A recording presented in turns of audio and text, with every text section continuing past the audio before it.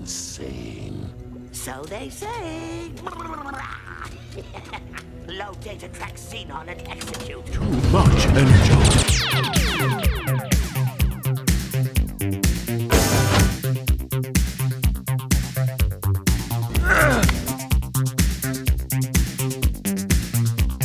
Maximize!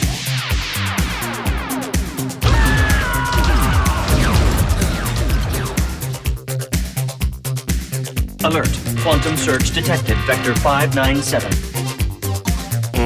No! Not that! Ah!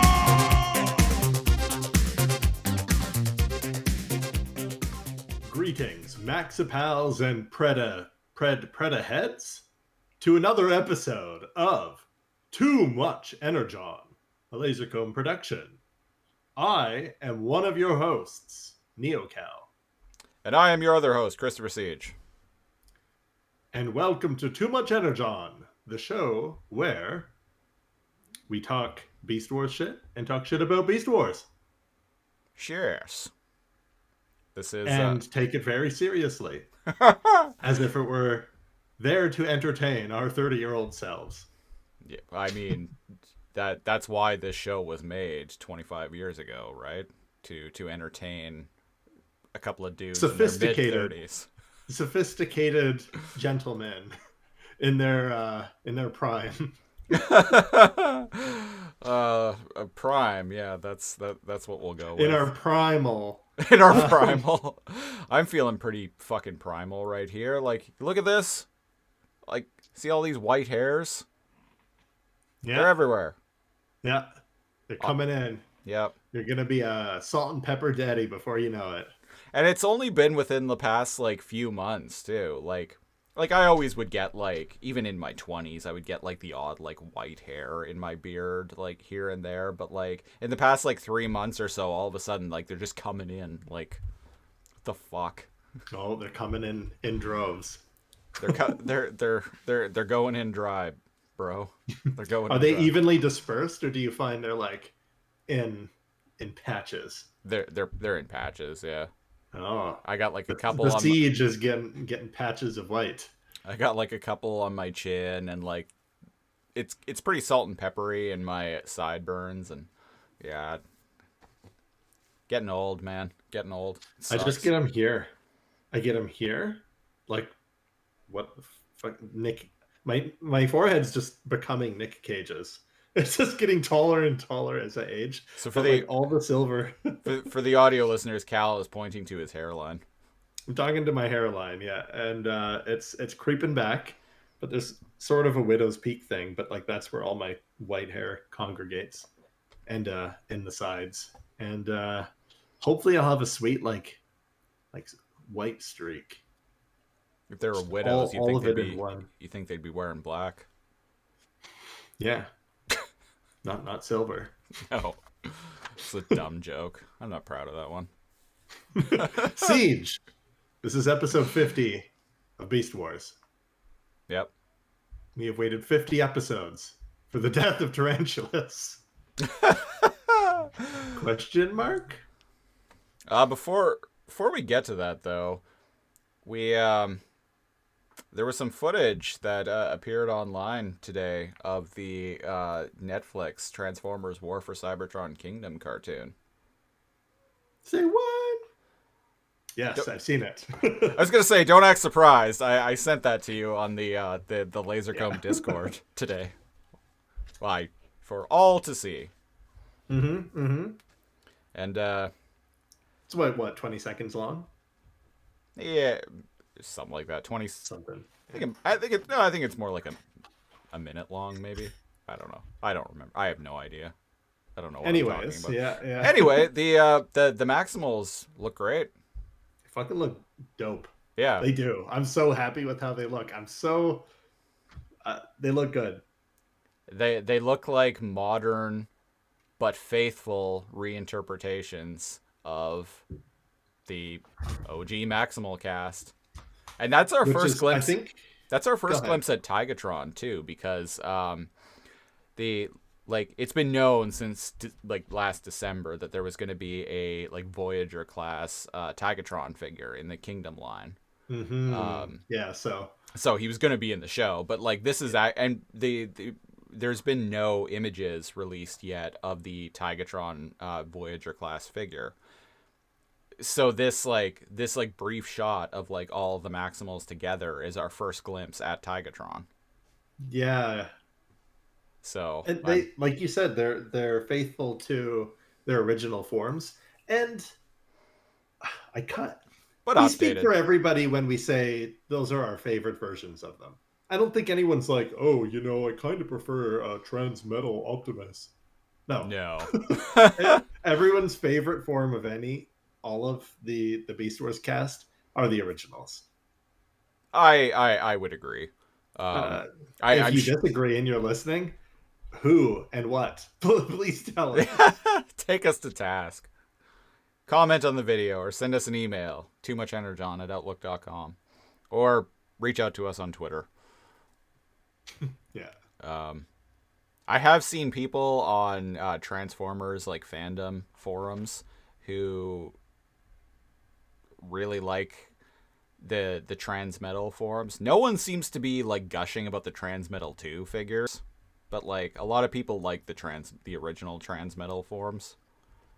Rat Trap, it's cool. I like the wheels on the outside. Cheetor, yeah. Optimus and Megatron, nah.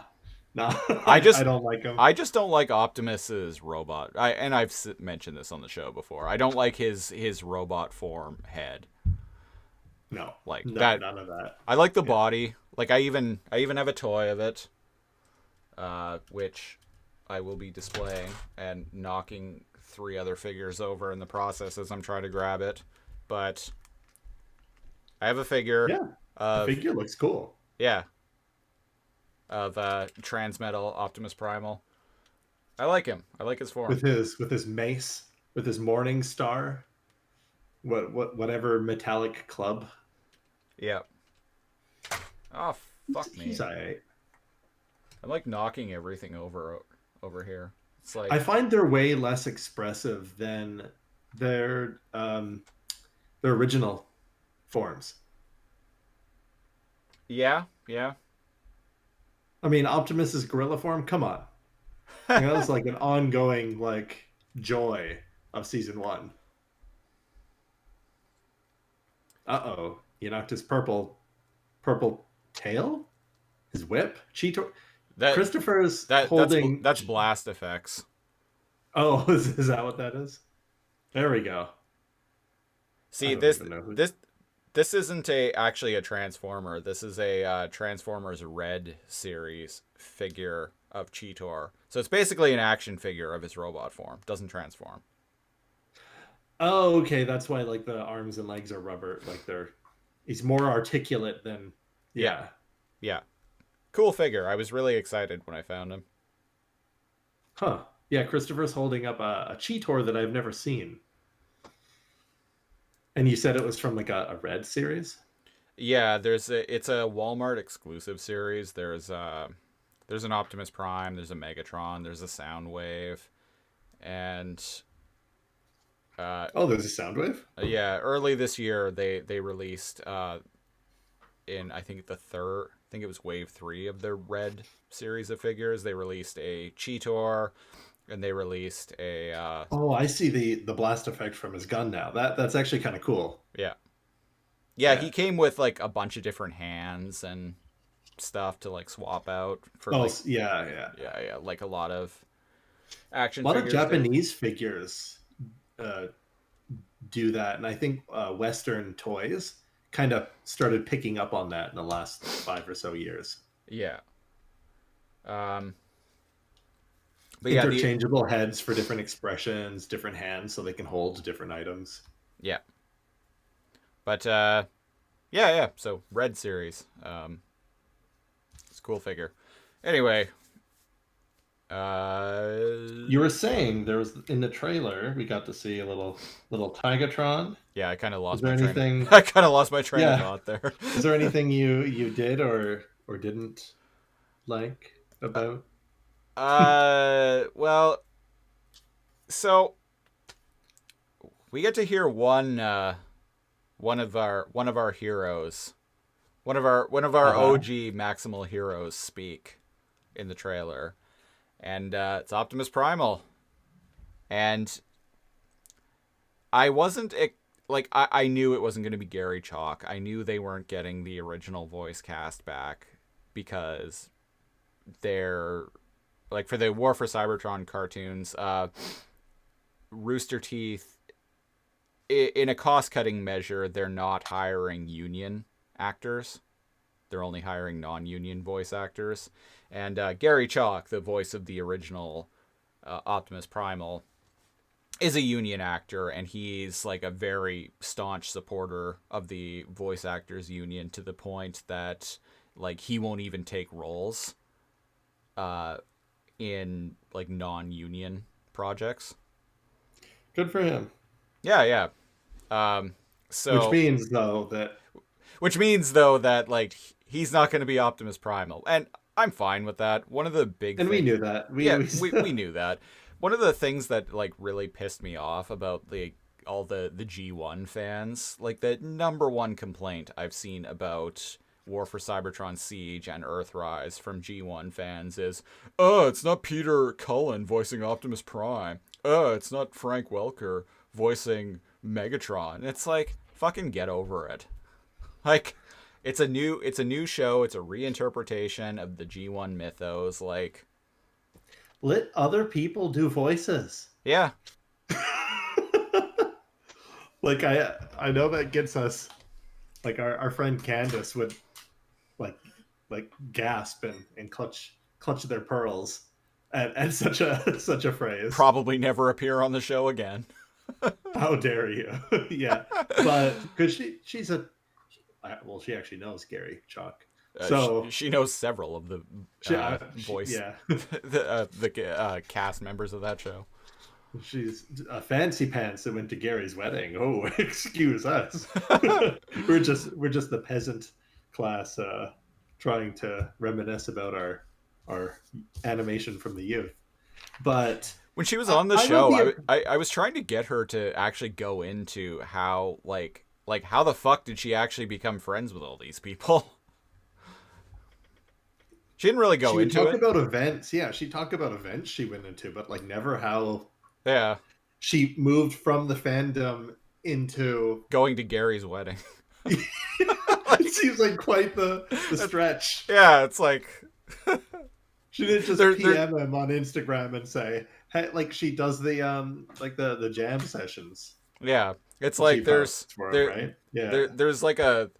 a big gap between those two things there. Between stranger and going to his wedding. Yeah. And yeah, I was trying to get her to fill us in on that, but she she didn't, but maybe we'll have her on the show again. We can probe further. Bug her, yeah. But yeah, you were saying about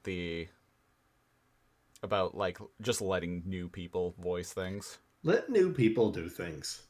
Like it's a new project, right? Different animation, different timeline. Yep. Like spoilers, I guess. Not really. It's basically like a remake. Reimagining. A reimagining of the G1 mythos. So it's like you're not gonna if you're making I'm trying to think of an example where fans wouldn't actually cling to maintaining the original cast of something. Nothing ever. Everyone wants Leonard Nimoy. Here's the thing: everybody wants the original people to do everything, right? Yeah. Then when Star Wars uses dead people and like makes a 3D fucking like uncanny valley of their likeness, everybody like starts flipping tables. Yeah. So it's like, what do you want? Do you want new people, or do you want like the same actor for the same thing forever? Yeah. Yeah, I don't know. I'm fine with change of voice actors and change of also like as people get older, their voice changes. Yeah, Sometimes you want to associate a new project with a new voice, right? yeah, Like when I watch War for Cybertron, I think of like Optimus's voice from that voice actor. yeah. When I think of Beast Wars, when I think of Optimus Primal, I think of Gary Chalk, right? Yeah. So like they're associated and they look different, and in my head they feel different. It would be actually kind of weird to me if they were the same voice actors. Yeah, so how did you feel about Peter Cullen voicing Optimus Prime in the Transformers movies? Because I was never a fan of that. One, because he sounds old and tired, especially now. Like the first Transformers movie came out in 2007. That was like a little over 20 years after G1. It's like, all right. But the latest movie came out in like 2015 or 2016 or 2017. And by that point, it's like, They're just making them for China at that point. well, yeah, but like in that movie, like he sounds like a tired old man. And I'm like, this isn't how Optimus Prime should sound. Like, I'm sorry, G1 fans. Like, Part of me kind of let likes Peter that, Cullen but go. part of me, yeah, Not that he wants to be let go. Like, he was actually, I was reading, he was actually pissed off that Rooster Teeth didn't ask him to do Optimus Prime in War for Cybertron. yeah, yeah. To put it lightly, Yeah, in the yeah, very least for consultation, and I'm like, consultation for what? yeah, Like the people listening are fans. I'm not insulting anyone. I love them. I love all like Transformers stuff. I love all the work, right? But yeah. like you're a voice actor for a character and you're iconic with it, but like you want to be hired on for consultation. Don't rally the fans against new content for your fandom. Yeah. Is that just me, or is that like, don't hate on new content? Would you rather have um Star yeah, would you rather Transformers um legacy completely end with the Michael Bay movies and touch on no Transformers whatsoever since? Or should you shut the fuck up and just enjoy new content? Yeah. Yeah. Come at me. And like step aside and like let new people take on these characters. Please pay me $10,000 as a consultant, so so that I can tell you what you're doing right or wrong and try to make you sound more like I did. I No, man. And I understand maybe they would have done it for free. Like, hey, blah blah blah, we're doing these voice actors. I'm Like sure this he is a would short have project. I'm sure he would have wanted a paycheck out of it. That's the thing. And I'm like, then again, nobody fucking works for free. So what do you what do you want, right? Yeah. Um But when it's but it's new like content of a fandom, don't fuck, let people enjoy it, man. It's good. It's not even bad. If it was like bad and the voice acting was bad and the animation was bad, I'd fucking be right there like ripping it apart with everyone else. But it's good. So yeah. what do you want? Well, like like a lot of people on the internet seem to think that the animation in War for Cybertron is bad, and that the voice acting's bad, and that the music's bad, and that the just everything about the show is bad, and like yeah, Wow, okay. I go to guess I'm a some filthy casual then. yeah, go to some Transformers forums or like a Transformers Reddit, and you'll just see people shit talking War for Cybertron. That the animation is bad? Yeah, When I was watching it, I was like blown away by how much they moved like Transformers, but still gestured as if they have like emotions. And yeah, the ones who, when they talk, just like lights pop up, their mouths don't move. yeah, Even they have like body Wheeljack. language. Yeah. Like Wheeljack, his mouth doesn't move, right? He just lights up when he talks. Yeah. But they have body language. Yeah. And Yeah. I'm blown away by how well it's animated, how seamlessly they transform in it too. And I thought the music was, man, I don't know. I think everything about it's good, but Yeah, same. what the fuck do No, I know? I I liked I Siege. love depressed Megatron. I know, they actually made like Megatron an interesting villain in that show. Especially like in Earthrise, like when he goes to like that base because like Shockwave is telling him that they need the energy from it and to Oh like my shut God. it down. And he That goes killed there. me, man. Yeah, and he actually goes there to like, and like the one guy is like, yeah, we're loyal we are loyal to you, Megatron. We will fight as long as we can. I remember watching you in the Yeah. Coliseum. Yeah, It was amazing. I always believed in you. And I'm like, And Megatron's like actually man. conflicted about what to do. Like, I think the real villain is Soundwave. Or sorry, Shockwave. Shockwave. Yeah, and like Shockwave. Fuck yeah, that guy, man. Yeah, and like what Soundwave is great. what's revealed that Shockwave has been up to in midway through Earthrise, and you find out like he's essentially Tarantulas. Yeah. He's We're like- not gonna go into details, but this asshole's Tarantulas. Yeah, like I was actually I hate him. when the revelation in Earthrise came about that of like what Shockwave's actually been up to and like what he's been doing, I was actually shocked. Like I was stunned. I'm like, Jesus Christ. Wow. Shockwave overcame you. Yeah. Yeah. A shockwave. I was hit by a That was shockwave. brutal. And But they're yeah. all like fighting for something, and Optimus is flawed too. This isn't a show about the Netflix series of Transformers Yeah. War Yes. for Cybertron, but like if you haven't seen it, we may move on and review the episodes of that. So go and man, if you're watching this, you probably have seen it. Yeah. If you're niche enough to be listening to us talk about Beast Wars, then you've probably seen Netflix's War for Cybertron. Yeah, we have some tentative plans to talk about the War for Cybertron trilogy sometime down the road on this show, so stay tuned for that. But yeah, voice acting. Voice actor for Optimus Primal from Kingdom. Wasn't a fan. And it's not because he's not Gary Chalk. I just thought the performance he gave was very... I don't know. I found it kind of comical when I first heard it. Yeah, you were saying that you found it funny. Yeah, I was mentioning it in the outtake. He sounds like just like some dude at the office who drew the short straw.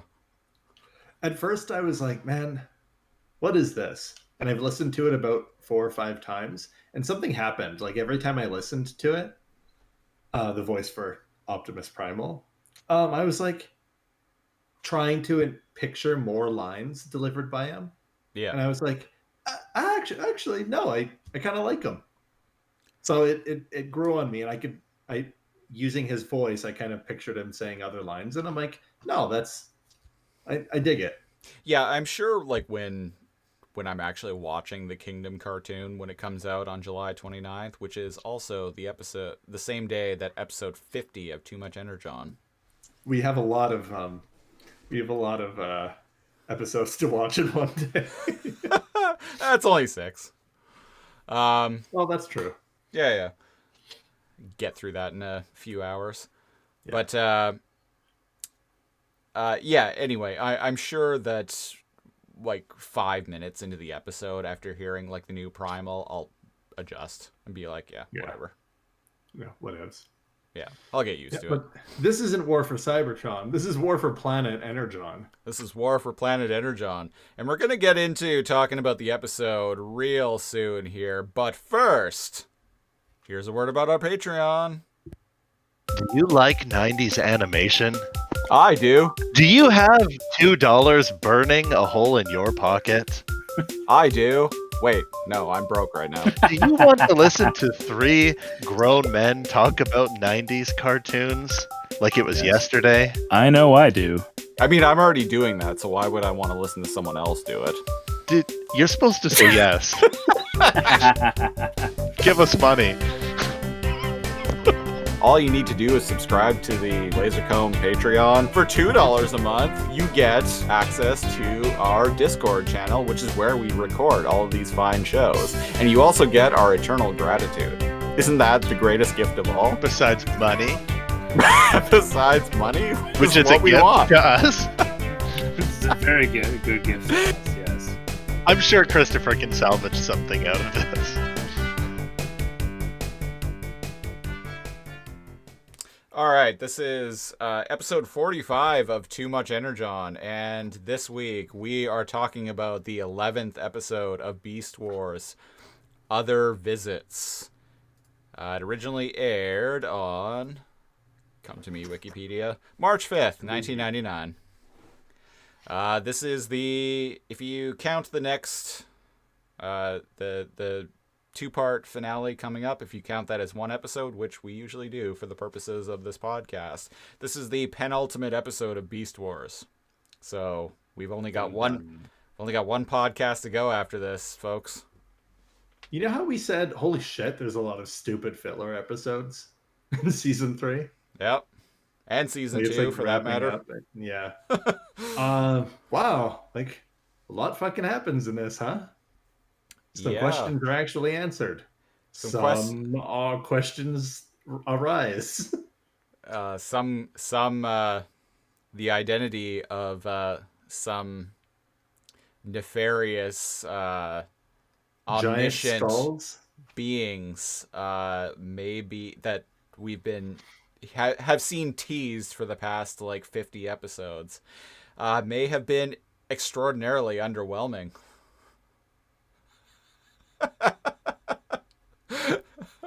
Yeah. Yeah. Wow. I thought it would be like a galactic civilization. And we got floating skulls with hair Yeah. that live inside a nebula. Voiced by Tigatron and Tigatron. Rhinox. Yeah. Like very clearly voiced by Tigatron. And Rhinox, yeah. Yeah. And they get taken out by just possessing Tarantulas and getting blown up by Tarantulas' extraction ray. And okay, I guess the alien threat's just gone now. Oh, the aliens man. the aliens who apparently created Earth. That's what you get when you resolve things in the last 3 episodes of the show. Yeah. The aliens who But hey, apparently give us another fisticuff battle between Death Charge and Rampage. Yeah, the aliens who apparently created planet Energon and seeded it with Energon, created the flying island, created the Stonehenge, created that Life like on the planet as an experiment. So these things are basically God. And Very powerful. Created the second moon, which was meant for the sole purpose of exterminating life on the planet to reset. which if you look at planet Energon as being just like a giant laboratory, basically having a planet buster to like wipe the slate clean to start over actually kind of makes sense. If they're like immortal beings that have been doing this for like hundreds or a couple billion years, Yeah. oh man, they're so powerful, but they need to like possess like Tiger Bots and like Bird Mom's body, but then they get their ass kicked in. Anyways, Previously in this show, we have seen them like use the planet buster to like straight up just destroy the planet to try and get rid of the Transformers, and like so many like different extremely powerful devices. But now they're like, oh, we need a Transformer of our own, and now they suddenly care about Megatron. Like Megatron specifically, when before they kind of were just like, fuck you, Cybertronians. All of you. It came to me, I was under the impression that they just viewed all of the Cybertronians on the planet as a problem. pest. Yeah. But instead they like Optimus and don't like Megatron. Now they like Optimus suddenly. Didn't before. Oh right, yeah, when they attacked him when the like goopy base formed. Yeah, the I don't know. the alien like biodome or whatever. Holy shit, man.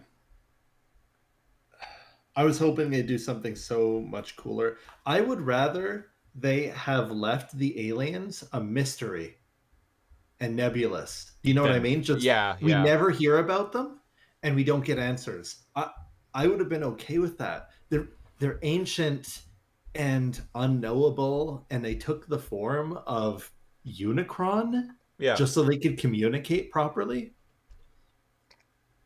I would prefer that we had never even heard of them again. And I'd be okay with that. Yeah. They're out there, they're all powerful, they're immortal beings. We don't know their capabilities, and we never will. Yeah. I'm okay with that. We're just gonna leave planet Energon now, and because why would they care about one planet? And once we're gone, they're not gonna give a shit about us anymore. Yeah, like because we're not fucking with their science. Destroyed the planet buster. Oh well, we have literally trillions of other planets to fuck around with. Yeah. It's to me it feels like, and like we haven't heard anything about the aliens since like the middle of season 2. So to me it almost feels like the writers like kind of forgot about the aliens, but now they're like, oh shit, the show's coming to an end in a couple of weeks. Like we gotta like resolve this somehow, and this is the best they could come up with. Fuck. It feels like they forgot about the aliens. I'm hating this episode the more that I think about it. Now that we're talking about it, Fuck. Yeah. All right. So speaking of talking about it, do we want to get started? Hell yes. All right. Let's blow this alien planet. I like the intro. Yeah, cool little nebula. I like flying through space, man. Out in there's Nexus 0. Which is that where we are? Yeah. So yeah, we're in a nebula, and there's something that looks like what could be a star about to form. Lots of glowing gases and bright energy. Yeah. And it wastes no time in showing us a giant incorporeal, whatever that fuck that word is, ugly ass fucking skull with glowing eyes. And wispy hair. Yeah, non-corporeal. There we go. I think is the proper word. Incorporeal? Non-corporeal. There we go. Non-corporeal. Yeah. Yeah, so a couple what are they even saying? I couldn't even hear them when I watched the episode. Yeah, a couple of floating skulls with like tassels floating off of the back. Voiced by tentacles, hair. Voiced by Tigatron and Rhinox. Very obviously, neither of them are even like trying to do a different voice. Yeah, Rhinox's voice actor is a little bit, but Tigatron is Tigatron. Yeah. Straight up. Yeah, so basically what they're saying is like there's been a disruption in the time flow location Nexus Earth, and basically Megatron is up to his old tricks again, and that they need to do something about it, and they need to send an emissary to deal with Megatron. And I'm like, why do these aliens care about the time flow? Nothing has been implied before that that's something that they give a shit about. Why would they? Why would they? Like, they're like Planet Energon seemingly is just like their petri dish, essentially. Like it's their little like science project. That's what was established at the end of season 1. Are these like what mankind ascends? And when mankind ascends, we become 2 giant incorporeal, non-corporeal skulls, and then time doesn't exist to us, and we just play around making life like as we see fit. And so the reason Earth has to go back to the base timeline is so that we can save the doc, and I gotta go back. I gotta And- save the doc, and and Marty's humans gotta still burn the exist. almanac so old Biff doesn't take it back to young Biff back to 1955, and Biff doesn't end up fucking Marty's mom and killing his dad, and Holy Marty's shit. mom doesn't get a spectacular boob job, and Spectacular. it's actually pretty terrible when you like go back and watch Back to the Future too. Like they're very clearly like prosthetics, Oh, but like they just like late 80s like prosthetics, so they look awful. I have not watched those movies in over a decade. I should. Yeah, so basically they need to these giant skulls are the Vok, The Vok, yes. That's their and name. these are it. Candace told us that they were called the Vok months And I was ago. like, hey, don't tell me. Didn't fucking matter. Yeah, I I was like, apologize if I you was don't like, psst, they haven't been called the Vok yet. Yeah, the only spoil that was I was like, oh, that's what they're called. Cool. Yeah. But like, if I had known it would be this shitty, holy man, they seemed so cool when they made mysterious floating islands where it's always daylight and there are traps on it. Ooh, and there's a monolith, or there's like a pyramid tower. Like, what the fuck's that about? Did these Yeah. skulls fly into the tower? Did they fly around on this little island? Like, what was that meant for? Yeah. I'll get into this more when we do like our season/series recap episodes of Too Much Energon in the future, where we talk about kind of the series as a whole.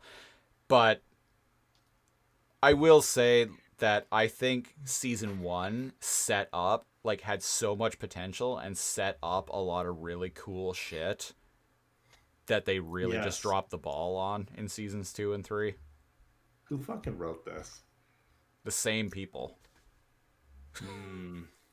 Well, not entirely, but it was the same showrunners. But in season 2 and 3, it looked they hired a lot of most of the like episode to episode writing staff was completely different, and they hired like a lot of comic book writers from what I've seen. Okay. So not necessarily a bad thing, but it's like I feel like the stories that these like nobody writers that you were getting in season 1 were producing much better episodes than these established writers like Marv Wolfman and Len Wein, etc., were in seasons 2 and 3. As Christopher and I have discovered, sometimes bringing in established writers makes the worst episodes.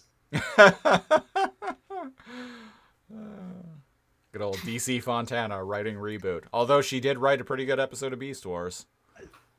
That's the thing, right? Yeah. They gave her another shot and she pulled it off. Yeah. Yeah, so the Vok have Tigatron and Airraiser. Yeah, they stole them a while back. Yeah, quite a while ago now, like middle Quite of a season while 2. ago. Much to my dismay. Yeah. Mm-hmm. And so they're like, blah blah. We will send an emissary to ruin Megatron's day, basically. And so they clearly they fused the bodies of Bird Mom and Tigerbot. Yeah. Into Tiger Fusor. Hawk. Yeah, a Fusor. Tiger Hawk. And all of their sparks shoot through space, including the Vok spark. So essentially what happened here is they kicked Tigatron and Airraiser out of their bodies, fused the body, Yeah. and then these two Vok creatures, they said they were sending an emissary, not themselves. So that confused me. But they inhabit the body, and then everything turns into energy and shoots across the galaxy. Yeah, and the sparks of Tigatron and Airraiser follow them. Yeah. Yeah. So I'm like, these aliens have been able to create like entire planets and shit like that. Why do they need a transformer? Why do they need to like take like two existing transformers to make a new just make a transformer. You Make make your own Unicron's transformer. giant fucking head talk to Optimus. Yeah. Send your version of Unicron. Yeah, just make yeah, like your own like planet-sized transforming monstrosity. That would have been. I would have liked a Vok Unicron. Yeah, same. Like a giant like moon come to blow it up again, but it fucking transforms. And then the Predacon. Here, I'm rewriting it, folks. Giant Vok Unicron comes to destroy planet Energon. They blow up Darkseid, so that part's the same. And oh yeah, the Darkseid blows up this episode. And that part was cool. The Maximals and the Predacons have to unite to fight the giant planet buster transformer sent by the Vok. Boom, way better Vok interaction. Yeah, that You're sounds welcome. great. You could fucking Where's my end paycheck? and you could end the show that way too. Yeah, why not?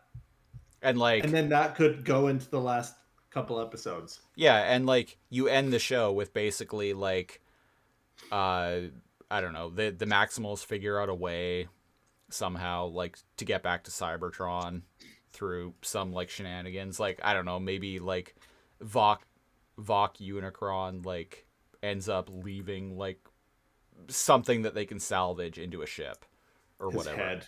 Yeah, that they Then can they salvage arrest- into a ship. And they arrest the Predacons, They- force them onto the ship so they don't fuck with the Ark, and Yeah, and take them back. jet back. Yeah, they take them back, or like because they all work together, like I don't know, like the Predacons like agree to just not fuck with the timeline because That'll affect them too. because that'll affect them too, and they've seen like what doing things like that, like what kind of problems that can create. Like they just fought like a planet-sized transformer. But before they agree to go back or whatever, Megatron like by his own hand kills Tarantulas. There we go. Fucking great episode. Man, Yeah. why can't that be? Why can't that be the Well, have a episode? good night, folks. That's the last episode of Beast Wars.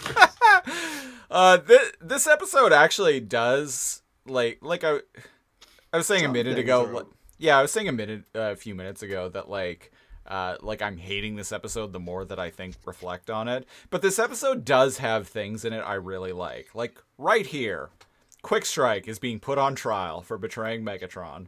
I love this so scene. dumb that I loved It's it. so dumb, but it's great. Megatron has like fucking A powdered wig. he has a powdered Like wig with the- on. Like that a judge would fucking wear, and he has a gavel. Hammer. Yeah. Yeah. Waspinator will speak for the defense. So Waspinator is Quickstrike's lawyer. Oh, Waspinator like defense. A little more defense and maybe Waspinator not get blown up all the time.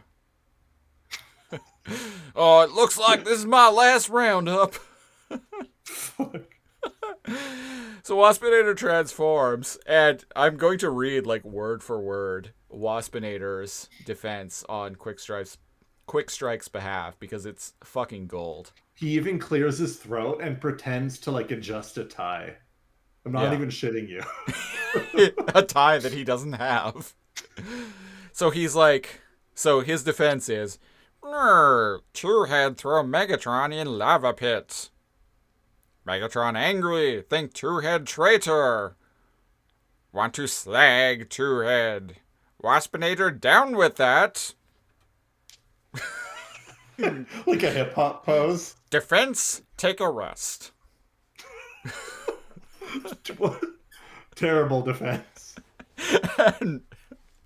And, I guess Quickstrike he calls Two-Head because his hand is the Cobra head, right? yeah.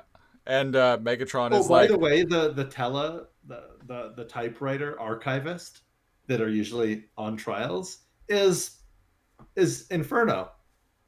He's sitting there fucking tapping away like 1,000 words per minute Yeah, on a what are they? typewriter. What are they called? They're called like the court clerk, or Yeah, no? That's people not know right. what we mean, right? Like the person that puts down the trial into text. Yeah, it's There's a term for there's a them. term, and I'm gonna look it up. You 'Cause gotta it's type faster than a bugging motherfucker me. to get those jobs. Typist And apparently in Inferno has that job. courtrooms.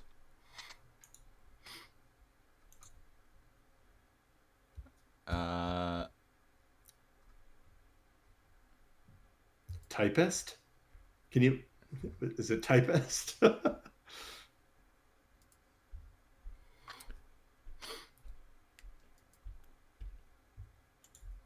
Um,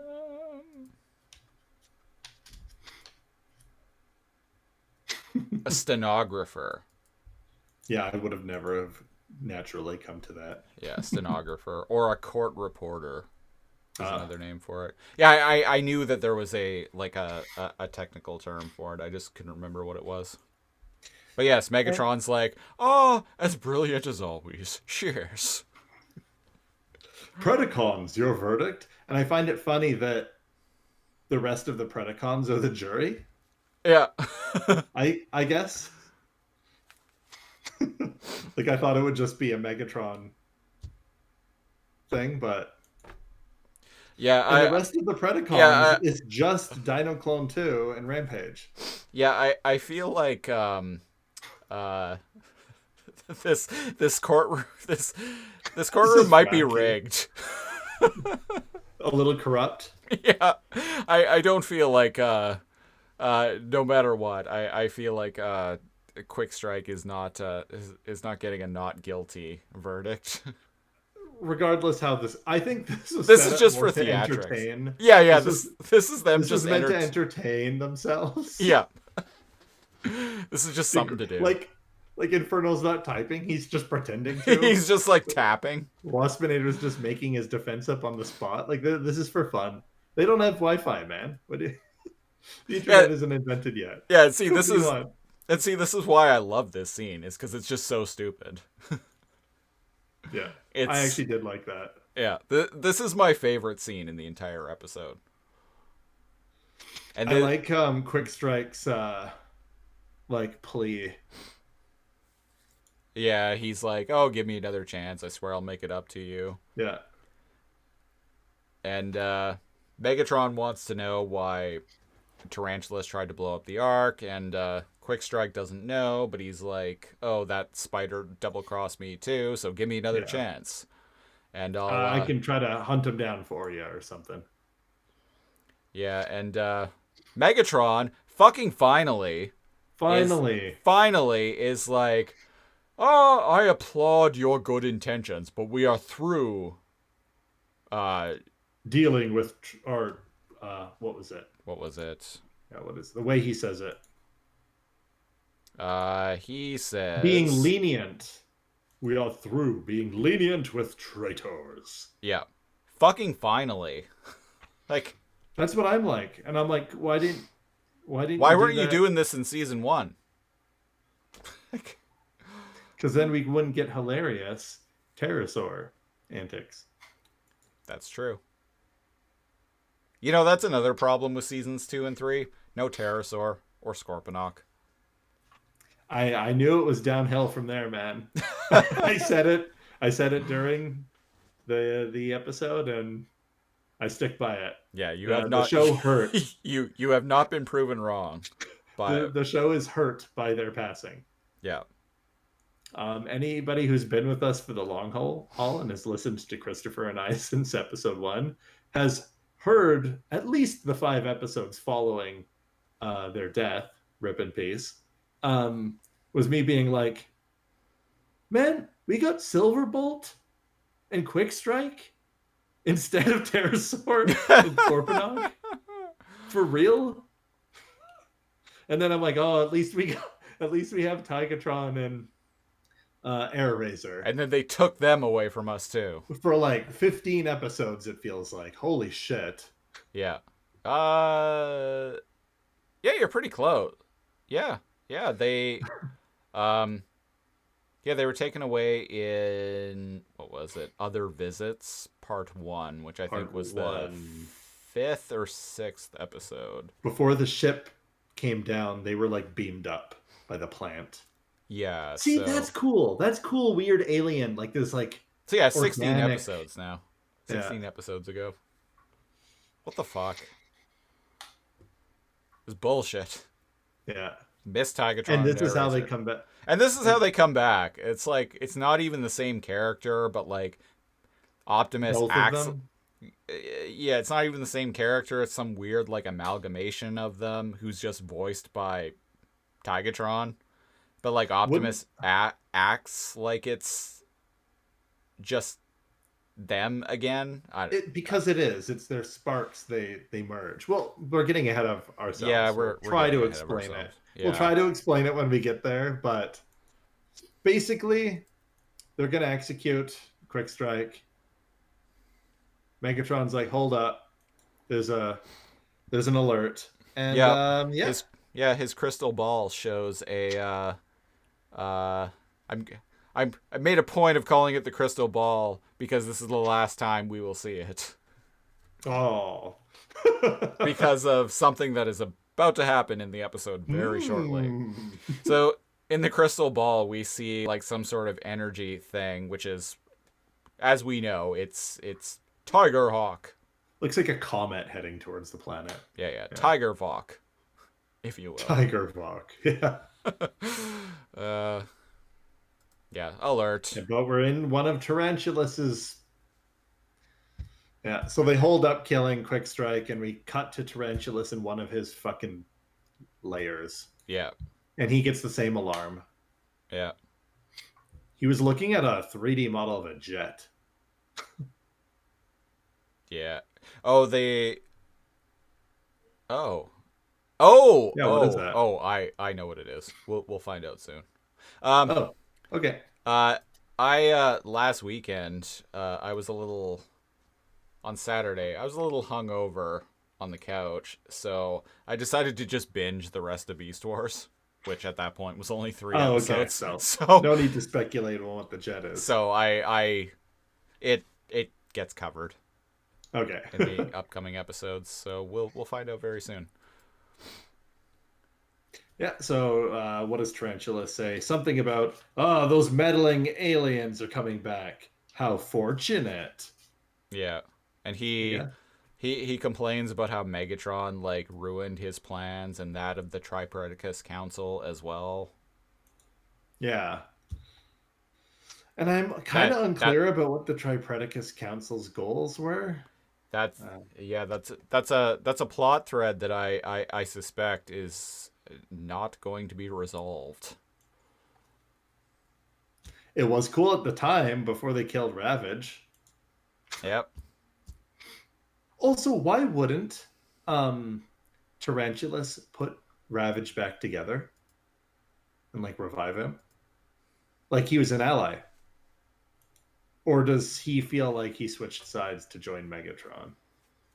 I don't even understand why Tarantulas joined the Predacons again. For like what, 4 episodes? They should have killed that motherfucker eons ago. You know what's ironic is based on what I've read is that season 1 was kind of written on the fly without a plan. Whereas seasons 2 and 3, like they actually had the entire seasons planned out. I don't believe that. And had an overarching story planned when they went into production. It's weird that season 1 actually feels more cohesive and like it's organically building to something than seasons 2 and 3. I don't ironic. believe that they planned seasons 2 and 3. There's so much horse shit in seasons 2 and 3, and so many things that go badly, and they're just like fumbling, like, the toy company says that we have to do this with them. How do we explain that? I don't know. An alien artifact that makes them transmetal too? Yeah. Fuck it. Megatron has it. Why I not? I'll give them props. The quantum surge at the beginning of season 2, that was cool. That was a neat way of explaining them becoming transmetals. The It's transmetal, alien energy. yeah, maybe. the explosion from the energy from the alien moon coupled with the transwarp explosion like created like a magic beam that like mutated their forms. That's Yeah. cool. That's a neat It's way of fucking explaining. cool. It's a neat way of explaining that. Transmetal 2, the Transmetal Driver, this like alien MacGuffin that we are never even going to bother trying to explain. It's fucking stupid. We had a problem with that the second it showed up Yeah. on the screen. And it's like, oh, maybe we'll get some kind of explanation as to what it is. No. Where no, is it no, we're now? not. Did it fly off into space? The Maximals have it, presumably. We Or did it hover away after it turned? Why would it turn? Why would it help? before it the decided aliens. before it decided to just like magically awaken and revive Black Arachnia for some reason. Black We haven't Arachnia- even heard the thing mentioned since then. Yeah. I refuse to believe that seasons 2 and 3 were planned. They are less cohesive than the entirety of season 1. Yeah. Like, man, we get like 1.5 episodes of like Rampage versus Depth Charge, Aquatic Boogaloo, Part 2. Like, although we did get to see Jacques Cousteau Rat Trap. So I have decided to spare him. Quickstrike. Oh, goodbye, Alistair.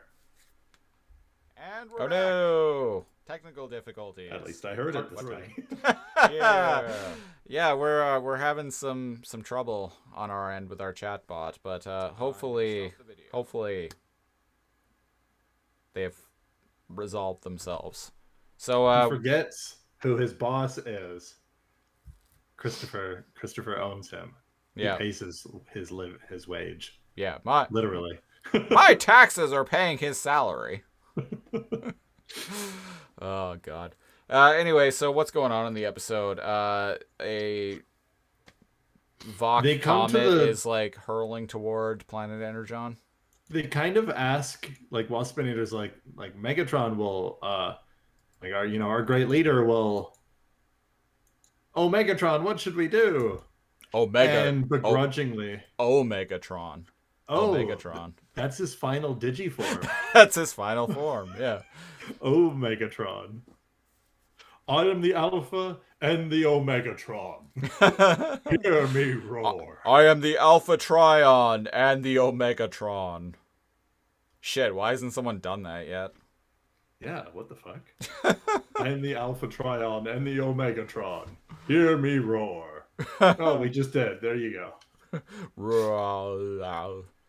So, goodbye Crystal Ball, because Megatron begrudgingly orders all the Predacons to abandon base. So I really like this sequence, and like I've been ragging on this episode quite a bit, but like I actually really like this sequence. Like it builds tension really well with like the well, we know it's fucking Tiger Vok, if you will.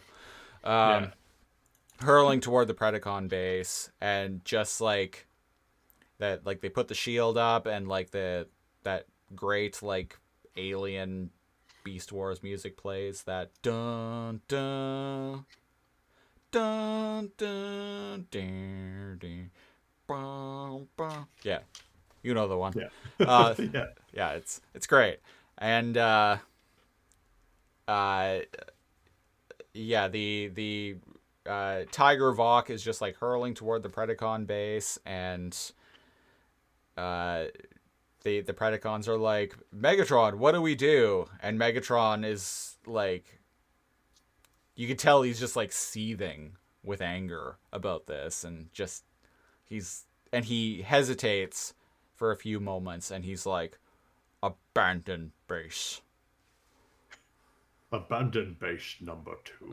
Abandon base.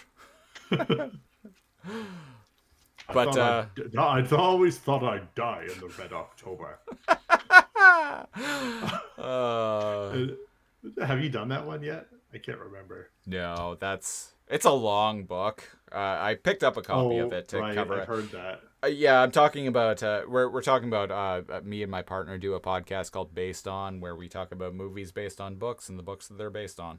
And we do plan to do The Hunt for Red October eventually, but it's a book that I'm gonna kind of read slowly. It's like 600 pages, which for me, as a person who's not much of a reader, that'll take me a couple months, man.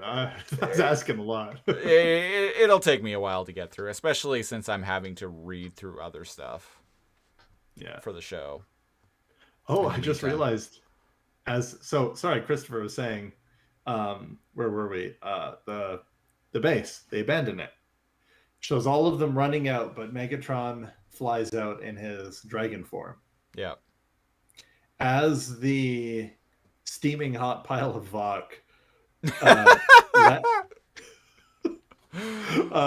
enters the atmosphere and lands and obliterates the dark side, the ship. Yeah.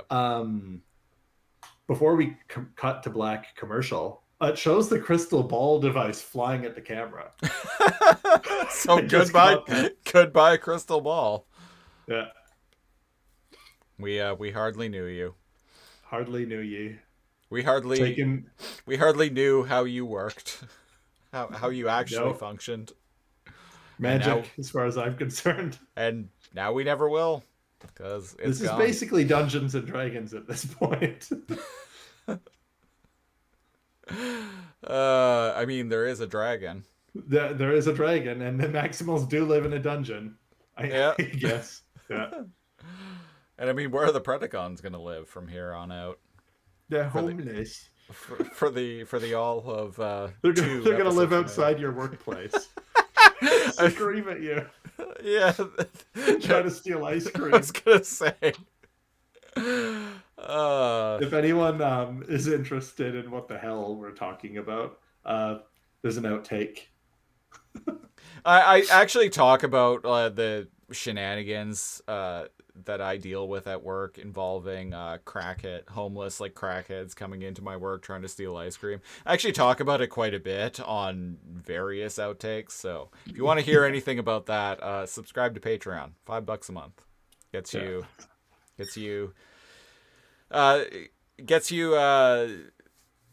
usually pretty long outtakes, like anywhere from like an hour or from anywhere from like a half hour to like 2 hours long. Wow. So yeah, some of them are like 2 hours long where we're just talking about whatever the fuck we want. Yeah, and we usually release like at least a couple of those per week. So, and we're a little less we're a little more unfiltered than we are on these shows.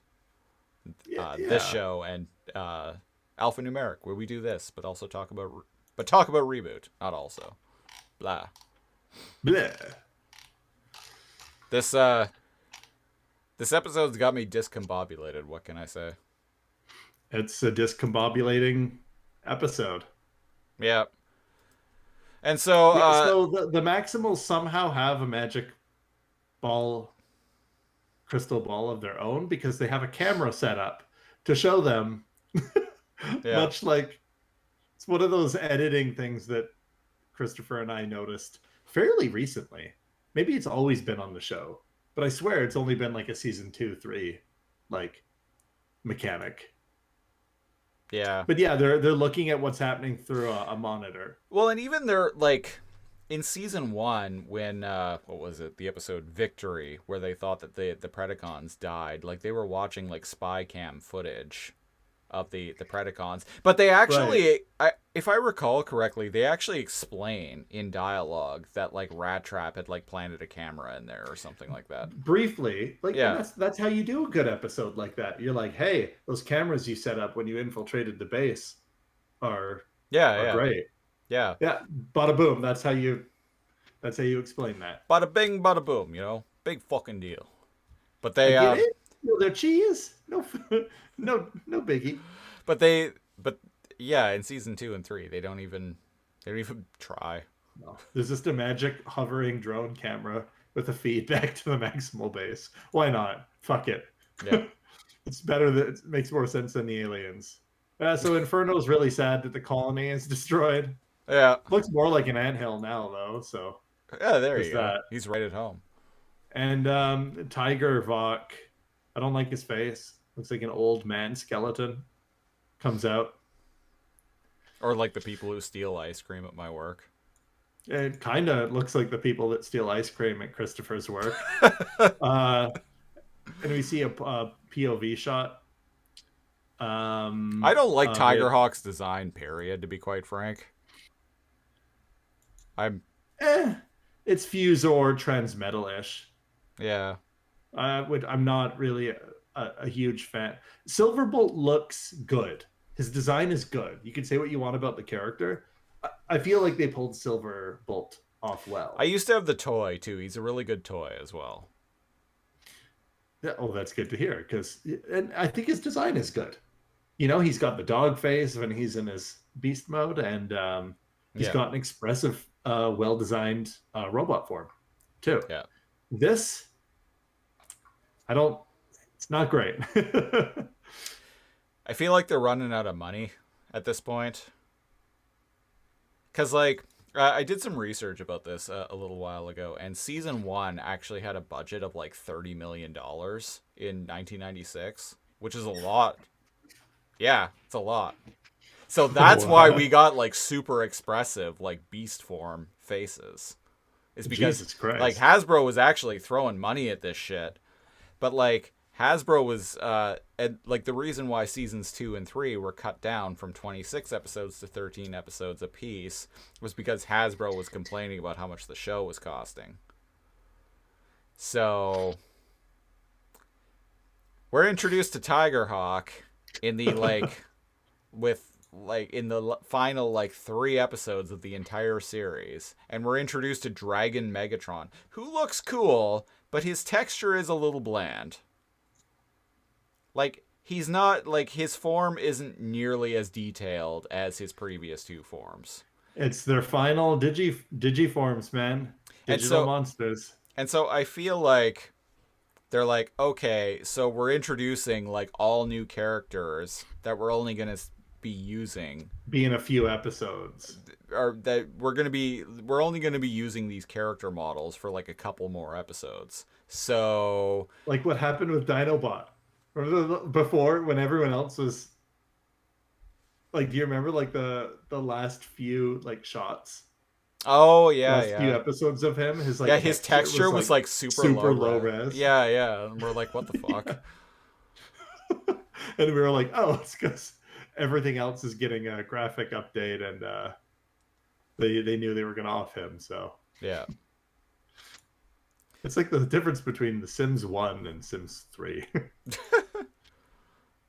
So what's the bullshit he's saying here? He's saying, I'm sent by the Vok to, I don't know, fucking stop you, Megatron. Yeah, like, I'm Tigerhawk, emissary of the Vok. I'm from the Time Variance Authority, and I've come to stop you, Loki. Your form has changed, but I know you, Megatron. Yeah, suddenly the Vok... I mentioned this earlier, but apparently suddenly the Vok are concerned about Megatron, like, fucking with the space-time continuum. Whatever. But they were going to destroy the planet and presumably the Ark. They were going to destroy the planet and destroy the Ark, destroy humanity, completely change the... Doesn't that change the timeline? Yep, sure does. I forgot. Yeah, that would destroy early man. Yep. Oh. And now they suddenly care about Megatron, like, interfering. They wouldn't give a shit. No, they wouldn't.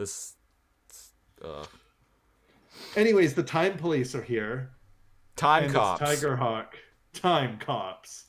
Jean-Claude Van Damme is here in Tigerhawk form. And they're here to arrest him for disrupting time and space. Man, that would be a way better episode. If just Van Damme showed up as Time Cop. Like a really shitty 3D rendering of Van Damme, voiced by Tigatron. Oh, Christ. Why not? Yeah, why not? Fucking do it. He apparently has like magical weather power, so he creates a big Oh my tornado. god, I hated this. Okay, so Yeah, he tries to arrest Megatron and he says, if you fight back, I'll have to kill you. And Megatron goes, Megatrons do not surrender. we conquer. They conquer. Yeah. We conquer, yeah. Yeah. And so he orders the Predacons to attack. They don't do shit. Tigerhawk summons a tornado. I guess Tigerhawk is Storm now from X-Men. He has magic Vok powers. So They suck. So, when I was 11 and playing with Beast Wars toys quite actively, Cyber Shark, a figure that I have reacquired as an adult that I have displayed on the video version of various episodes of this podcast before. My shtick with Cyber Shark was that keep in mind, this was still when season 1 was going on, so like I didn't know who the aliens were or anything like that. But basically, like, Cyber Shark was possessed by the aliens and had spoken like this, like really like gravelly, like kind of otherworldly voice as me as an 11-year-old trying to do that kind of voice. And he had like magic, like alien powers. He had telekinetic powers. He could shoot like energy beams, and like he was cooperating with the Maximals, but he had his own agenda, and he was working for the aliens. So imagine my surprise, like a few years later, when I'm watching this, and Tigerhawk essentially is that. They stole your idea. God damn it! It's a cool idea, actually. It is a cool idea. Better than this. 11-year-old Christopher's introduction of Cyber Shark is better than what they're doing with Tigerhawk. Yeah. It would have been better if they recorded the same like lines in sync with Airraiser voice actress and Tigertrons. So yeah, that it's like, oh, it's both of them, and overlap them. I understand how crazy difficult that is. Okay. It's actually not. It's not. If you're in person, I don't think it is. Even if you're not in person, you just match the other. One person records and the other person matches it. In the 90s Spider-Man cartoon, that's what they did with Venom and Carnage. And like there's they could have done that. Legendary death metal band Deicide, like the vocalist Glenn Benton will frequently do that with his vocals. Like he'll do like 2 different vocal styles and just like overlap them. It sounds really cool. So yeah, it's not hard at all. Okay, so they're running out of money, like Christopher said, and they had to can Airraiser. Yeah, because it's just Tigatron. I don't know if we mentioned that. It's just Tigatron's voice. Yeah, it's just Blue Man Kuma. Yeah. He played Sergeant Reed in the short-lived Canadian live-action RoboCop TV show from 1994. You just said a lot of words I've never heard before. I was unaware there was a Canadian live-action RoboCop TV show. Yeah, it lasted 1 season. It was on in 1994. I used to watch it back in the day, and then a few years later, in like actually around the time I was watching this, in like 97, 98. Space showed reruns of it, so I loved the Space Channel. So I watched through it again a few years after the fact. It wasn't a bad show. Maybe I'll check it out. I'm just very curious now. So, where the heck were we? Still better than RoboCop 3. You pretend that doesn't exist. Yep. So, man, what is even happening? Cheetor is out nearby, right? Yeah, and let's pick this up. Yeah. So Okay, Cheetor's nearby. Yeah. Yeah, so Optimus wants to send him in to help Megatron battle Tigerhawk, and Rat Trap's like, the fuck's wrong with you? Why are we helping him? And Optimus is like, he's carrying the spark of the original Megatron inside him. If Tigertron, if Tigerhawk destroys him, then it could create another time storm. Because if you've been watching with us, OG Megatron Spark is still with Beast Wars Megatron. And shouldn't the Vok know that? Yeah, so they're idiots. They're here to time cop Megatron to stop him from messing with the timeline. But they would actually mess with the timeline more if they killed Megatron now. Yeah. I didn't even fucking think of that until just now. God, this episode's boneheaded. Oh, I noticed that. Actually, my partner pointed that out, and I'm like, wait, yeah, that's fucking stupid. Because, well, Optimus points it out here, but she noticed it first. She's like, wait a second. Killing him would make things worse. And I'm like, what do you mean? Oh, as Optimus explained. So the Maximals need to stop the Vok emissary. Yeah. But the thing is, they don't all gear up and go out to help. They're just like, oh, Cheetor's got this. But we just saw Tiger Vok take out all of the Preds except for Megatron with ease. Like one elbow missile took out Rampage and Dinobot. Well, and then he just created a fucking tornado that blew them all away. Yeah. So blew the Flyers away or something, the bugs, yeah. Yeah, I don't know. To quickly summarize, there's this like back and forth battle that goes on between Dragontron and Tigerhawk. Which is no, it's cool. It's a good battle, but like I'm not gonna. It's a great Pokemon battle, like. But like, yeah, I'm not gonna go it's over. Final Form Pokemon battle. They fly. They both fly. They clash. There's literal lightning, and Cheetor's on the scene, or he's trying to be. Yeah. And Tigerhawk gets the upper hand, kicks Dragontron's ass, and then Optimus shows up. Well, we forgot that before Cheetor can even help, fucking Tarantulas, man, can't he beat Tarantulas once? I guess that's not going to be a problem soon. But no. Tarantulas, like cybernets Cheetor for like the 7th time on the fucking show.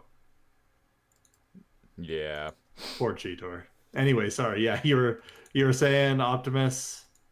Optimus shows up and to have a talk with the Vok. A Vok talk. Yeah, a Vok talk, if you will. And they're like, we know who you are, big guy. The Vok know you well, Optimus Primal. And he's like, so why the fuck does Tiger Vok have a Maximal symbol on his chest? So they ran out of money, man. Like they don't want to have to change it later. Oh, maybe because it's made from 2 Maximals. So sure. But it's a new form that's been created by the Vok. By the Vok. They shaped it how they wanted. Yeah. Using the materials from Tigertron. Yeah, so they could have made a Vok symbol. They put a stupid, ugly, like, squid skull. Yeah, good point. I never caught that. But I'm with you. I actually like the Maximal symbol a lot. But I do too. Yeah. Maybe the Vok do. And they're like, their symbols are pretty fucking sweet. Let's just keep that.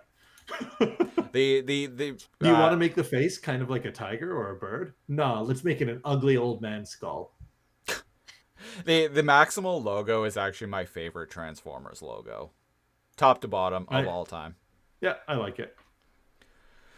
Yeah, so Optimus is Optimus tries to plead and say, hey, if you fuck with him, you're going to fuck with the timeline more.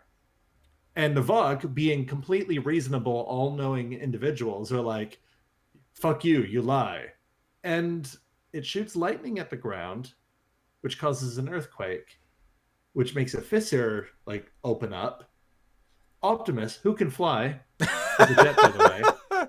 Yep. falls inside, and then Magic Tiger Vok closes the crack in the ground, burying him in like underground lava. Yeah. And he's like, well, now that that's taken care of. And I'm like, Optimus, you're Jet. Why did you... Oh, well. And a bunch of Tarantulas' little, like, spider lights attach themselves to They're Tiger getting more Vok. advanced. Yeah. They attach They themselves all to... jump on him. Yeah, they jump and attach themselves to Tiger Vok and are able to stun him. I guess the Vok ain't shit after all. I guess a bunch of like little spiders electrocuting you is too much for the Vok. Too much for the Vok. But too much for the Vok. But we do like you liked some parts. We mostly didn't like it, but we both liked different parts. I like another Cheetor Vision Quest. Yeah. Get another dreamscape. It's rad. My partner pointed. Go ahead. I really like Transmetal 2 Cheetor's Beast Mode. I think I it do looks too. cool. I do too. I was like watching this earlier, and I'm like, this is cooler than Transmetal, the first Transmetal Cheetor's form. Yeah. I like it. Looks like a cat, you know? Yeah, he's a cute kitty, but he's also got a fucking rocket on his back. Like, it's dope. Yeah. Forget about it. Yeah. And what was the leader? Sorry, what was the mentor of both Megatron, OG Megatron, and Optimus Prime? Alpha Trion. Alpha Trion. Thank you. My partner pointed out, Cheetor has like a lot of dreams and stuff, kind of like Bumblebee did in War for Cybertron. Does he have something like the Alpha Trion protocols? Because before Shockwave fucked like the Wi-Fi grid, right? He was having like visions, and he could like tap into the stored knowledge. Oh, right. I remember that. Yeah. And that's been a while since I watched the dream sequence of Bumblebee is, she pointed out, it's like this. So she's like, did something pass down? And like Cheetor is able to like dream quest. Either way, I enjoy them. I enjoy his latent clairvoyance. I figure Cheetor is probably a descendant of Bumblebee. Yeah, right? Yeah. Yeah, he feels like it. And in his dreamscape, he sees the souls of Tigatron and Airraiser holding hands. Yeah. And they merge. They turn into a white light. It's a little bit different than their sparks. And before he goes to follow them, though, a spooky skull appears. And he goes, ah, oh God, it's so ugly. And he wakes up. The floor is lava. So it's him kind of piecing together that, okay, well, Bird Mom, Tiger Bot are back, but there's some other spooky shit going on. And Yeah. indeed, it's not just a dream. Yeah, he wakes up and he's like, "Oh, just a dream." Oh, wait, not a dream, because he sees the merged spark of Tigatron and Airraiser floating above him, and he races off. Yeah, they fly away, and he rocket cheetahs away in pursuit. I like that scene of in the background. So we rip on the episode, but here's some good scene planning, cinematography. There we go. Cheetor is like bounding, but he also has a jet, and he's following the light. And in the foreground, the camera refocuses, and like a zombie flick, Optimal Optimus's like hand comes out of the earth. Yeah. And we're in Tarantulas' lair. Yep. And yeah, he's got Tigerhawk on one of his energy webs. Stars of the nebula. Because I guess that's what the Vox say. Because they live in a nebula. Yep. Really, that sounds more like something that Tigatron would say, personally. But... It does, yeah. Oddly. By the Matrix. And yeah, he's like, Tarantulas, the Vok know you well. What does Tarantulas say here? He's like, a simple name for such an arrogant race. Yeah, And I'm like, yeah. Yeah, and basically Tarantulas is like, I will extract the alien influence from within you and then control you myself. Yeah. That's Yeah. So he's got a giant needle. Sounds like he's got a Bond motherfuckers playing villain. with fire here, but He's got a Bond villain device to suck the aliens out so that he can then, I don't know, control the empty husk. yeah. And we cut back to Cheetor following the white light. Yep, into Tarantulas' cave. So they're like, Cheetor, come and save our body, please. Yeah. That's what's going on here. And there's some more bickering between Tarantulas and Vok. And Tiger Vok is like, I'll never serve one as evil as you. And I'm like, you're gonna destroy all life on the planet. Yeah, I don't Did we forget about that? Yeah, like, are the Vok suddenly altruistic?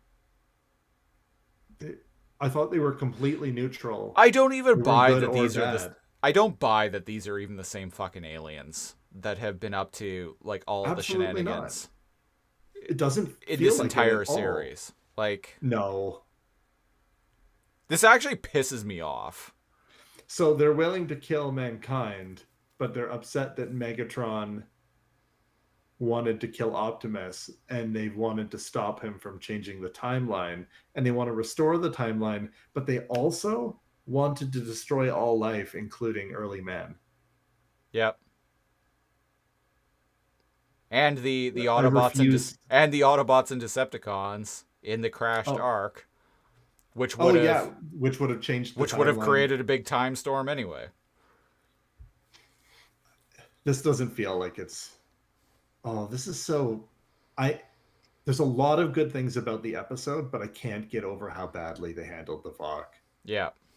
I don't even care how they look. They could have looked like that, but if the story was good, I'd be okay with that. I'd prefer if they were like, oh, we've taken these forms to blah, blah, blah. But no, the giant floating, like, non-corporeal skulls with, like, tassels. Holy shit, man. I'm sorry. I can't get over this. No, I can't either. This. Anyways, Tarantulas reveals he's going to destroy the Ark. I think we lost Alistair again. Oh my god, we are. Oh no. So yeah, Tarantulas is like, I'm gonna destroy the Ark, and then Tigerhawk, bewilderingly enough, is like, you can't. The time storm from that would cause immense destruction. It would wipe out your entire race. Meanwhile, like, motherfucker, you were just, like, willfully going to destroy Megatron, both Megatron sparks. Even after you were told, which really the Vok should fucking know, that Megatron has G1 they tried to wipe spark. out the planet with the death ray. Also they tried to wipe out the planet but now they care about the Cybertronians? Yeah. Fuck this episode. God. But Tarantulas replies back, oh, only those descended from Autobot and Decepticon. Yeah. I will say, listeners, I'm getting really fired up right now. It's partially because this episode frustrates me. It's also because we're having some severe technical issues in the recording of this episode, and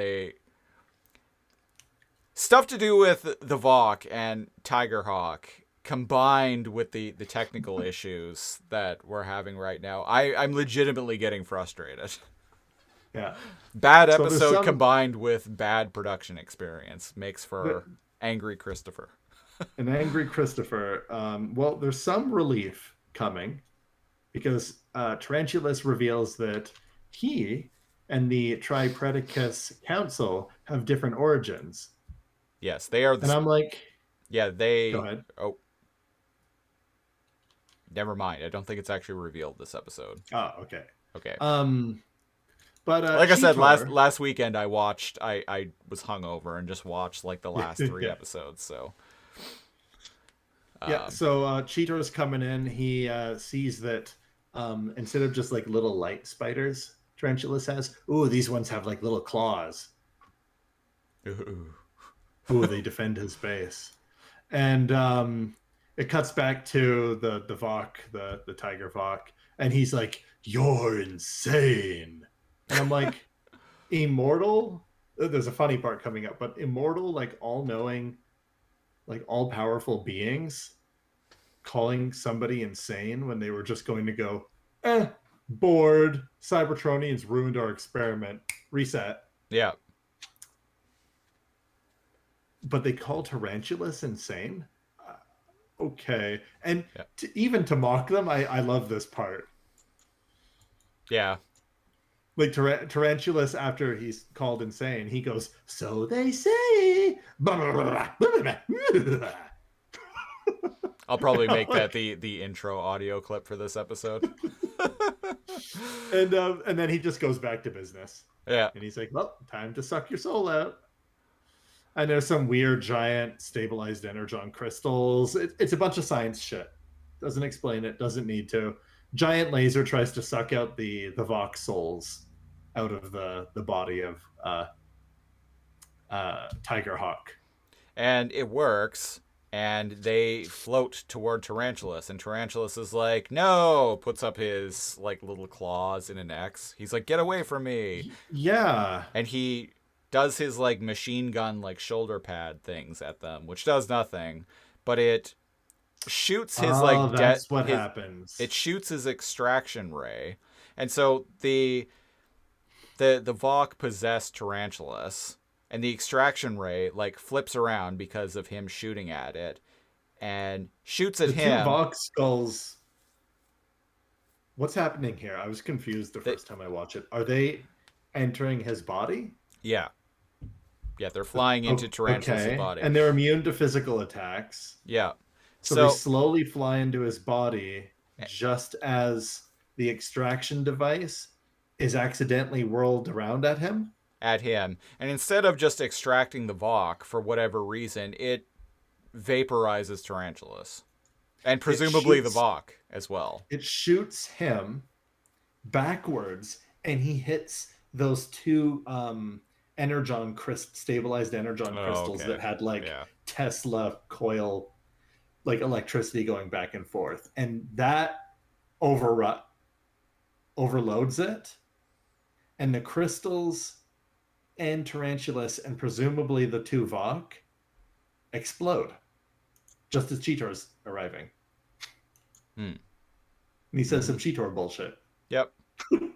Oh, talk about your wild parties. He's like, come on, big cat, let's get out of here. He pops in there with like one of those like little like spider robots in his mouth and like drops it. Like I love that.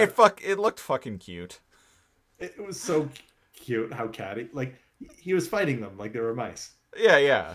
So when he heard the gunfire going off, we got ahead of ourselves there, listeners. But when he heard the gunfire going off, he looks down the hallway and like in surprise opens his mouth, and one of the little spider bots like falls out like he was a cat that was like playing with a mouse. That was pretty cute. Listeners, you've probably heard me many times say that like things that Cheetor does is cute. I'm a cat person. I love cats, always have. So that's why it's one of the reasons why I on the show. It's one of the reasons why I love Cheetor and just like the cat like things that he does. Yeah, and that was the most cat-like, I think. Yeah. So this episode has that going for him. Yeah. And he picks up the soulless body of Tiger Hawk, and gets out of there just as because all evil villains' bases always must completely explode. Yeah, they must. It's in the rule book. We don't write the rules, but it's there. Got to destroy the evidence, damn it. And Optimus is there. Yep. And the conjoined spark of Tigatron and Tiga Razor, if you will. Tiger Hawk, if you will. float into frame, and Optimus is like, "What is that?" And Cheetor is like, "Old friends." And the spark like flies into the body of Tigerhawk, and Tigerhawk gets up and is like, What Hey. has happened to me? "Hey, I'm back, guys. Yeah, I'm back. We're back. A dinosaur story." And Roll back the rock and yeah. turn back the clock. Home. I remember now. So presumably this is the spark combined souls of both Tigatron and Airraiser, but it just sounds like Tigatron. Yep. So Yeah. Hey, you're Tigerhawk now. A Maximal. yeah, As said by Cheetor. And which Tigerhawk likes the sound of, and Optimus is like, "Good to have you on board."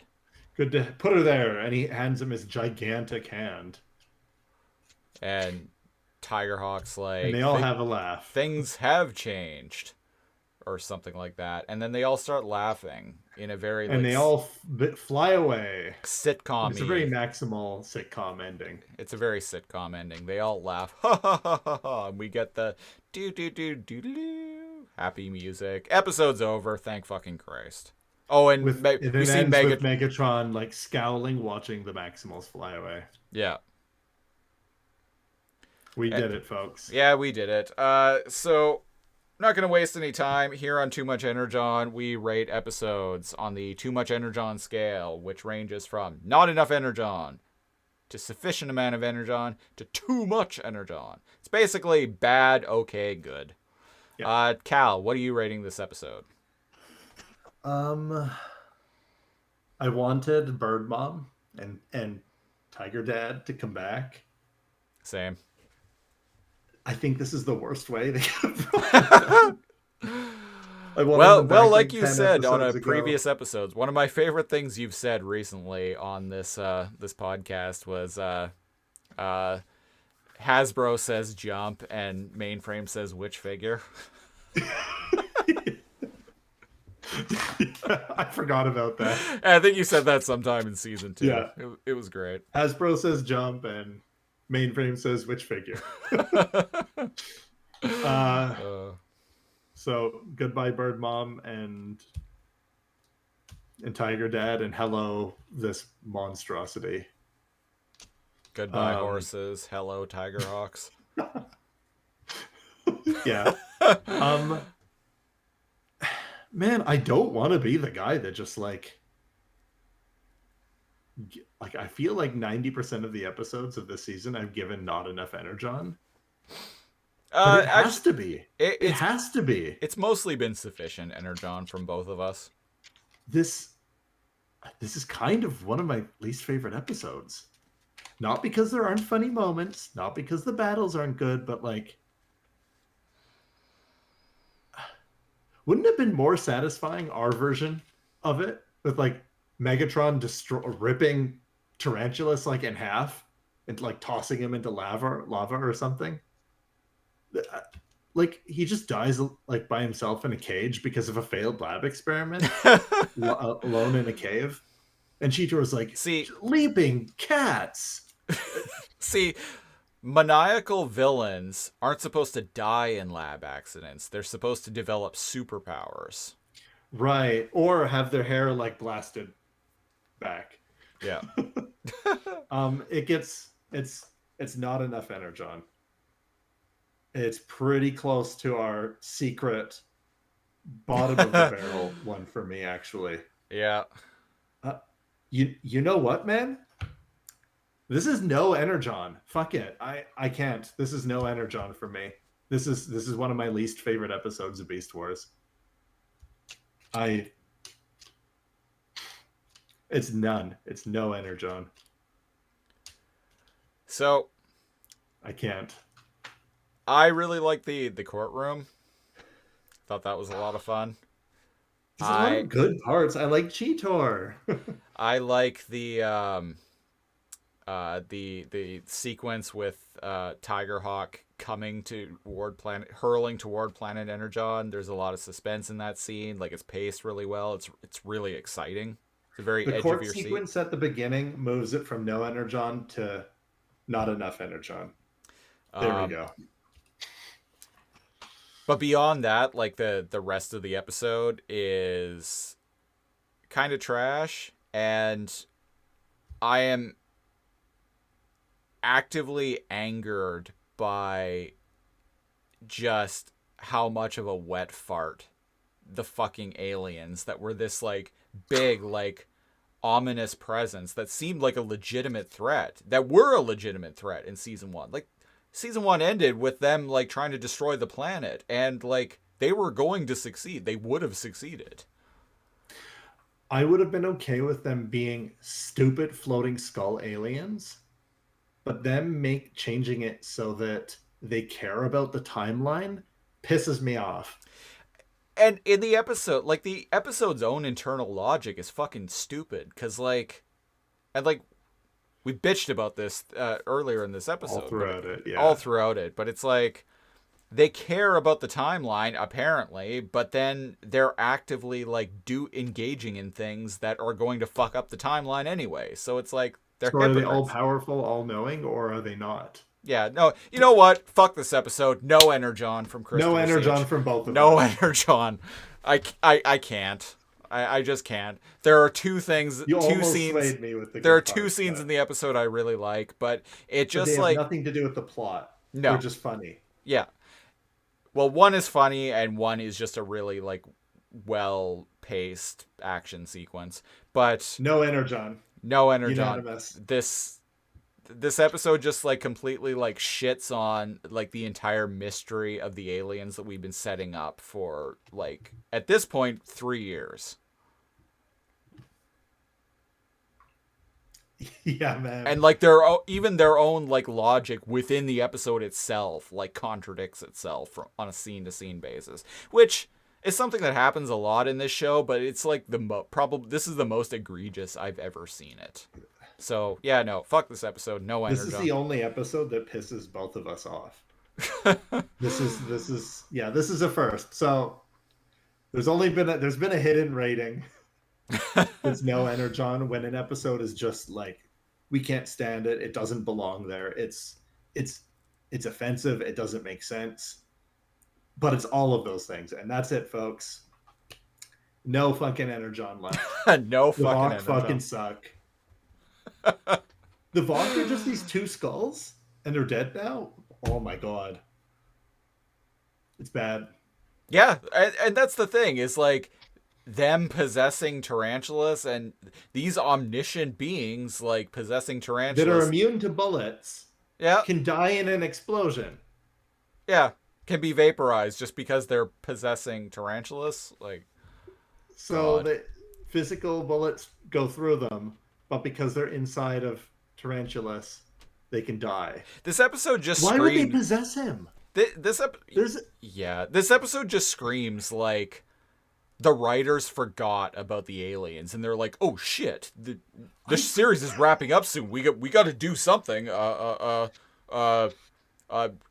Everybody, like, Check our assets. everybody, Check our reboot assets. everybody, that our shift is done. Like, the office hours are done in, like, 10 minutes. So, like, everybody just jot down some ideas, and we'll go with whatever, with the best of what you got. And they've all been this is awake for like 18 hours. Oh, They're on this their, is- like fifth cup of coffee. It's like 1 a.m. yeah. They're writing down ideas on napkins. They all hand in a bunch of notes, and, like, the showrunners are just like, okay, what? Skulls with hair, voiced by Rhinox. Fuck it. Good enough. Fuck it, we're done in 2 weeks anyway. I think both of us would have very much. Maybe you're in agreement with this. I would have preferred if they just never told us what the Vok were. If Yeah. They just didn't touch them. I would have preferred that. Leave them a cool mystery. Maybe Like, are they out maybe in there? the Are they still final a threat? Yeah, maybe in the final episode allude to them, like, being a continued presence. But it's like, but leave it mysterious. But yeah, leave it up in the air. Like, yeah, I don't know. It's like, did you watch Battlestar Galactica? I never got started now. Okay. Well, when they in battles, it's the same thing in Battlestar Galactica. Like they spend so long in that show, like building up basically like who the quote unquote final five are and like what their like who they are and like what their ultimate mission is. And this one character keeps having these recurring visions of like this little girl like running through like a theater auditorium, and it's like, oh, what does this mean? Like, what is this symbolic of? And then in the final episode, it's literally just like the route that one character has to take to like escape, like getting blown out an airlock or something. It's so fucking underwhelming. It's like they set up like all this they spend like 3 seasons setting up like all this mysterious shit without having a plan, clearly. And then when the show is over, they're like, okay, we actually have to explain some of this like cryptic shit that we've been teasing for the past like 4 years. And like what they come up with like was just inherently like it was always going to be underwhelming. Too many episodes of Lost, man. Yeah. I never got into Lost, but yeah, I've heard that about Lost as well. It's what happens when you set up a mystery without actually knowing what the resolution, like without having a plan of what the resolution is going to be. This is when you end up with bullshit like this. Did I mention this yet? I don't know if I have. I was a chunk of the way through the episode before I realized, oh, this is supposed to be the same aliens. Oh, wow, really? Like, I didn't know it was supposed to be the aliens involved in the probe, like the weird ship that that Megatron like took over. Like, yeah. I thought this was like just the aliens that took Tigatron and Airraiser, like just the ones that the plant. Yeah. And they were like, oh, what's like this? Like kind of not connected. I didn't realize like these 2 skulls were the entirety of the Vok. Yeah. That's going to be my new swear word. Vok. I'm going to say it in place of the F word. For Vok's sake. Vok this, man. Vok this. That Voking guy. Motherfucker. That's pretty great, actually. I think I might. You steaming pile of Vok. Yeah, Vok this episode. Yeah. Yeah. No, well, Energon. We're going delirious with no Energon, folks. We're going delirious with our lack of Energon. Yeah. So if you want to support the show wherever you're listening to and or watching this, give it a like, give it a subscribe, give it a thumbs up, give it a 5-star rating. Anything helps us out. If you want to get in touch with us, I mentioned earlier, send us an email, toommuchenergon@outlook.com. You can also tweet at us. I am at Lasercomb, LAZORCOMB. And Cal, you are? At NeoCal, Neo_Cal with a K. There is also a Too Much Energon Twitter, at Too Much Energon, all capital letters. Although I don't think that matters. Tell us why this episode's good. Yeah, challenge you. Tell us why this is your favorite episode of Beast Wars. Our made up version, infinitely better. Facebook.com/TooMuchEnergon. Or if you want to follow me and the rest of the Lasercomb crew and all the various shows that we do, Facebook.com/Lasercomb. Spelled the same way I just spelled my Twitter handle. www.toomuchenergon.ca, website for the show. You can find, it's a shitty website, but you can find embedded audio only versions of every episode of this show and social media links. Go check that out. patreon.com/Lasercomb. For $5, a mere $5 Canadian per month, you get access to our Discord and literally hours of extra audio content of us just talking about whatever. And if you like us talking shit about the Vok, Let me tell you. If you like us talking shit about the VOC, we talk shit about a lot of real world things too. So if Yeah. you want to hear that, go check that out. I talk about Possibly my experience. sing. I talk about my experience dealing with crackheads quite a bit, especially lately, because I've been dealing with a lot of them lately. Yeah. We'll be back next week with a Mega Beast-sized episode. The 2-part series finale of Beast Wars. Nemesis, part 1 and 2. That is going to be a supersized episode where we talk about both parts. Holy shit.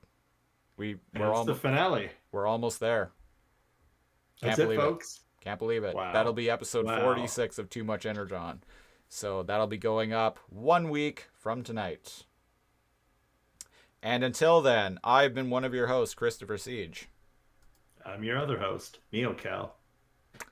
And until next week... Go fuck yourself. Fuck you. Beast mode!